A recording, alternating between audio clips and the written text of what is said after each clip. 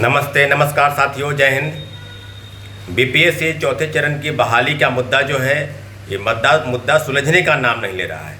आए दिन आप देख रहे हैं कि लगातार शिक्षक अभ्यर्थियों की तरफ से चौथे चरण की बहाली, और सरकार ने भी निर्णय किया कि शिक्षक बहाली की जो बातें हैं, जो मुद्दे हैं, उसको हम सुलझाएंगे और बहुत जल्द, यानी आगामी जो जुलाई महीना है उसमें TRE 4 का विज्ञापन नहीं, परंतु शिक्षक बहाली के इन 7 विषयों और लगभग 20,000 पद की बहाली, इन सब विषयों को लेकर हम आगे बढ़ाएंगे। साथियों, कल एक आपकी जो बातें हैं उसको आप तक पहुंचाना इसलिए ज़रूरी है कि कुछ अभ्यर्थी थे जो मिलने गए थे, मुझे भी जानकारी थी। उसमें वैभव, उदय और एक और 2 साथी थे जो उनके साथ जो है पूर्व मुख्यमंत्री नीतीश कुमार जी के आवास पर गए थे। उन्होंने बताया था कि हम लोग ज्ञापन सौंपेंगे। उसी बीच में जो एक स्वघोषित, जिसका नाम है स्वयंभू नेता, वो पहुँचे और जो अभ्यर्थी बता रहे हैं और जो मीडिया में चल रहा है, दोनों बात बिल्कुल विरोधाभास है। अभ्यर्थी ये बता रहे हैं कि उनके द्वारा ये बताया गया कि 46,000 पद की बात नहीं की गई। उनके साथ जो अभ्यर्थी थे वो बस यही कह रहे थे कि महिला उत्थान होना चाहिए, महिलाओं के लिए आपने काम किया है। जैसे ही मुख्यमंत्री आए, ये लोग बखान करने लगे कि आपने बहुत काम किया। बिल्कुल नीतीश कुमार जी ने काम किया है, इसमें कोई दो राय नहीं कि सबसे ज़्यादा अगर कोई किसी मुख्यमंत्री ने या देश के अन्य राज्यों के मुख्यमंत्री से तुलना की जाए तो बिहार के मुख्यमंत्री नीतीश कुमार जी ने बहुत काम किया है। परंतु वर्तमान में जो स्थिति है उसको अगर देखा जाए और कल के जो घटनाक्रम है पूरा गौर किया जाए तो निश्चित रूप से आपको असमंजस होगा कि लाइमलाइट लेने के लिए, अपना शौखी बघारने के लिए कि तरह तरह के प्रोपेगेंडा, झूठी जो है दलील देकर मीडिया में न्यूज़ चलवाकर लोग लग रहा है कि नहीं समझ रहा है।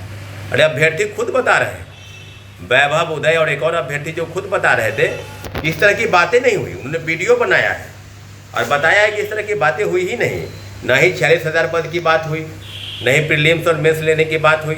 मुख्यमंत्री जी को यही कहा गया कि आपने महिला योजना, पोशाक योजना, महिला आरक्षण स्थानीय निकाय में, इन सब चीज़ों पर क्या है, डोमिसाइल पर आपने मुहर लगाया है। इस बात को लेकर पूर्व मुख्यमंत्री को फूल दिया गया और महिलाओं के उत्थान की बात की गई। मुख्यमंत्री जी ने भी कहा कि हमने भी महिलाओं के लिए बहुत कुछ किया है और चौथे फेज के बहाली के अभ्यर्थी हैं तो ठीक है, इनका भी विज्ञापन जो आएगा।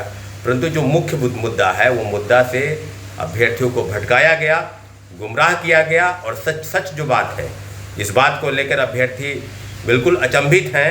उनको जानकारी नहीं है कि पूर्व मुख्यमंत्री के सामने बातें क्या हुई। अभ्यर्थियों को आप समझ रहे होंगे कि क्यों इस तरह की चीज़ें हो रही हैं। अगर कोई अभ्यर्थी या कोई भी व्यक्ति अगर उसी मुद्दे को लेकर जाता है और बात यहाँ बता रहा है कि यह दूसरा मुद्दा है, तो स्पष्ट तौर पर अभ्यर्थियों के साथ छलावा हुआ।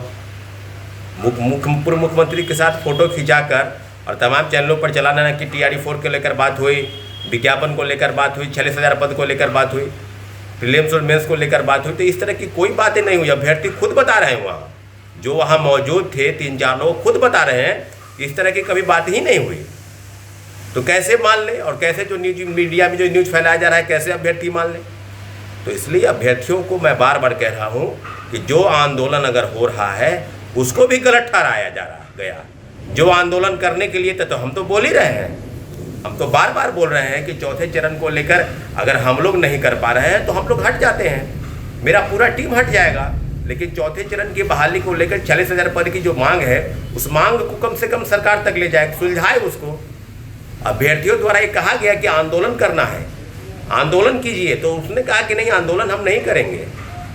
बार बार नाम लेना और बार बार इस तरह की चीज़ें करना, अफवाह फैलाना, झूठी खबर देना, यही काम बच गया है। इसलिए आपको हम सचेत करते हैं कि ऐसे लोग राजनीतिक रोटी सेकने के लिए ही आए हैं। राजनीतिक रोटी सेकेंगे और फिर चले जाएंगे, फिर आएंगे, राजनीतिक रोटी सेकेंगे, फिर चले जाएंगे। इसलिए जो ज़मीनी हकीकत है उस ज़मीनी हकीकत का वास्ता आपसे कराना बहुत ज़रूरी है। चौथे चरण की बहाली को लेकर 46,000 पद की बात, इस बात को लेकर जो हम लोग ने प्रेस कॉन्फ्रेंस किया था कि 1 जून के बाद हम लोग पुनः बैठेंगे, उसी मुद्दे पर हम लोग कायम हैं। साथियों, आपको घबराने की ज़रूरत नहीं है। हम लोग देख रहे हैं कि किस प्रकार से गलत प्रोपेगेंडा अपनाकर एक गलत नैरेटिव सेट किया गया कि सरकार की मंशा क्या है, सरकार क्यों नहीं देना चाहती है। तो इस तरह का विरोधाभास आने वाले कई आंदोलनों को कमज़ोर करने का प्रयास किया जा रहा है। इसलिए आपसे आग्रह और निवेदन है कि जो चीज़ें हो रही है वो बहुत जल्द 2, 4, 5, 10 दिन के अंदर आपके अंदर सामने आ जाएगा कि वाकई में लड़ने वाला व्यक्ति सामने आकर लड़ेगा या यूं ही भाग जाएगा। तो आपको सब पता हो जाएगा, कहने की ज़रूरत नहीं है, सब चीज़ सामने आ जाएगा इसलिए हम लोगों का स्पष्ट मानना है कि बिहार की सब बहाली, चाहे चौथे चरण की बहाली हो, चाहे बिहार एसएससी का मुद्दा हो, लाइब्रेरी के बहाली हो, स्टेट हो, सीटेट हो, डीएलएड हो, जितने भी अभ्यर्थियों के मुद्दे हैं उस अभ्यर्थियों पर हम लोगों को लड़ना हम लोगों का काम है, ना कि अभ्यर्थियों को अलग अलग प्रकार से गुमराह करके अपना प्रोपेगेंडा सेट करना। गलत नैरेटिव सेट करने वाले लोगों से दूर रहिए। और आपको बता दें कि कल की जो सच्चाई वो अभ्यर्थी खुद बता रहे हैं, नहीं तो उदय सेट्टी नाम का एक अभ्यर्थी है, वैभव तथागत वैभव है, और एक और 2 अभ्यर्थी, उनसे आप पूछ लीजिए कि क्या बात हुई है, आपको पूरी सच्चाई बताएंगे। और आप एक भ्रम में मत रहिएगा कि कोई आदमी किसी का है, सब अभ्यर्थी है। और सब अभ्यर्थियों की एक ही गुंजाइश है, एक ही अभ्यर्थियों की मांग है कि TRE 4 या 46,000 पद की बहाली को लेकर जो रोस्टर जारी हुआ था उसी पद पर सरकार विज्ञापन जारी करे और प्रीलिम्स और मेंस की परीक्षा नहीं होनी चाहिए। इन्हीं मांगों के साथ अभ्यर्थी मिलने गए थे, जबकि वहाँ कुछ अलग ही खेल चल रहा था।